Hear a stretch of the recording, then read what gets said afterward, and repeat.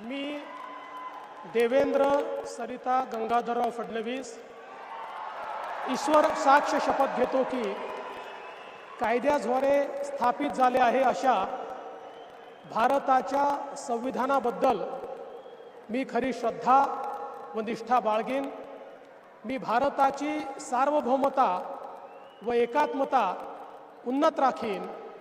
मी महाराष्ट्र राज्याचा मुख्यमंत्री म्हणून माझी कामे निष्ठापूर्वक व सत्सद विवेक बुद्धीने पार पाडीन आणि संविधान व कायदा यानुसार सर्व तऱ्हेच्या लोकांना मी निर्भयपणे व निपक्षपातीपणे तसेच कोणाच्याही विषयी ममत्व भाव किंवा आकस न बाळगता न्याय वागणूक देईन।